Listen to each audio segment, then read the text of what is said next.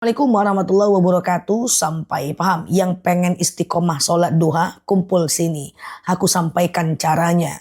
Sholat duha ini sekitar 2,5 jam dari azan subuh. Dilakukan minimal 2 rakaat, maksimal 12 rakaat. Setiap 2 rakaat dianjurkan. Rakaat pertama baca asyams, rakaat kedua baca ad-duha. Tapi tidak wajib. Baca ayat pendek yang lain juga nggak apa-apa. Caranya gimana? Seperti sholat subuh aja. Jadi sengaja aku sholat sunat duha 2 rakaat sunnah atasku karena Allah. Seperti sholat subuh tapi tentu nggak pakai kunut ya. Nah sholat seperti biasa. Nanti kalau mau 4 rakaat berarti lakukan 2 kali dengan niat yang sama. Kalau mau 12 rakaat lakukan 6 kali dengan niat yang sama. Iftitah boleh dibaca, boleh tidak. Tapi bagusnya dibaca. Karena iftitah di rakaat pertama hukumnya sunnah. Lakukanlah sholat duha sepanjang waktu duha sampai 1 jam menjelang azan zuhur deh. Boleh kok terpotong kita sholat duha terus makan, pengen duha lagi, terus ngelayanin orang belanja, sholat duha lagi, nggak masalah. Semoga bermanfaat ya. Yang lalu di sini like, share video saya ini, follow kanal saya ini, hadir di ceramah live dan tanya jawab bareng aku dan sampai paham.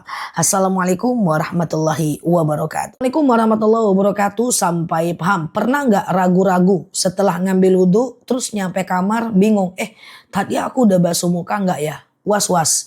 Atau setiap habis sholat, setelah sholat, tadi aku udah tahiyat awal nggak ya? Padahal ibadahnya udah selesai nih, tapi kita ragunya setelah melakukan ibadah. Nah bagaimana jawabannya? Jadi jawabannya adalah asyakku ba'dal fi'li la yu'athir. Keraguan-raguan yang muncul setelah kita melakukan ibadah abaikan. Misalnya ketika kita udah tawaf, terus udah keluar, tadi 7 kali atau baru 6 kali ya? 7 kali atau baru 6 kali ya? Abaikan. Kita melontar jamroh saat haji. Ini 7 atau 6 ya? 7 atau 6 ya? Abaikan. Hal itu senada dengan kita sholat. Setelah sholat kita ragu nih, tadi itu udah rakaat berapa sih? Tadi itu udah baca Al-Fatihah nggak sih di rakaat kedua? Dan kita bingung. So, teman-teman semuanya, kalau teman-teman ragu setelah melakukan ibadah, abaikan. Begitu kaidahnya. Semoga bermanfaat ya. Yang lalu di sini like, share video saya ini, follow kanal saya ini, hadir di live ceramah dan tanya jawab bareng aku dan sampai paham. Assalamualaikum warahmatullahi wabarakatuh. Assalamualaikum warahmatullahi wabarakatuh. Sampai paham. Ada orang yang rajin sholat tapi nggak hafal doa sholatnya. Itu gimana? Ini doa atau apa ya? Saya berpikir ini doa. Doa setelah sholat. Kalau doa setelah sholat nggak hafal nggak apa-apa. Pakai bahasa Indonesia aja. Kalau yang gak hafal yang dimaksud ibu ini adalah ayat-ayat pendeknya setelah Al-Fatihah, itu boleh pakai ayat yang kita mampu aja. Jadi sholat itu yang penting Al-Fatihah dibaca. Iftitah dan ayat pendek itu sunnah. Nah, jadi setiap sholat itu seandainya pun baca Al-Fatihah doang bagi mu'alaf atau orang-orang yang buru-buru atau orang-orang yang dalam kondisi sesuatu hal, maka baca Al-Fatihah aja cukup kok walaupun iftitah dan ayat pendeknya nggak dibaca.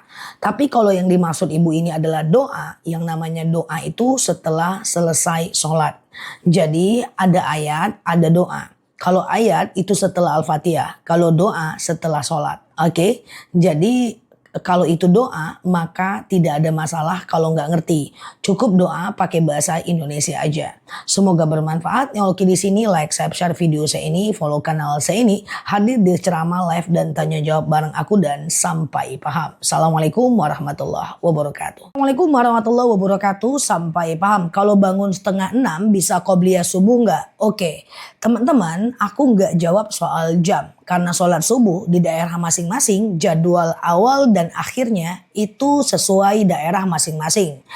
Jika jam 5:30 ini di tempat teman-teman semua masih ada jadwal subuhnya, masih bisa qobliyah subuh. Tapi seandainya 5:30 ini udah habis waktu subuhnya, maka fokus ke sholat subuh saja. Karena qobliyah dan ba'diyah hanya bisa dikerjakan selagi masih ada waktu sholatnya. Aku ambil sebuah contoh, misalnya nih kita azan zuhur jam 12:20, lalu kita qobliyah subuh sholatnya jam 1. karena sesuatu hal. Lalu kita sholat sholat qobliyah zuhur dulu, lalu sholat zuhur, lalu ba'diyah zuhur. Bisa selagi masih ada waktu sholatnya ya. Tapi kalau waktu sholatnya udah habis nggak bisa lagi. Jadi tentukan dulu di tempat kita 5:30 nih masih ada waktu subuh atau enggak. Oke? Semoga bermanfaat. Ya oke, di sini like, subscribe video saya ini, follow kanal saya ini, hadir di ceramah live dan tanya jawab bareng aku dan sampai paham. Assalamualaikum warahmatullahi wabarakatuh.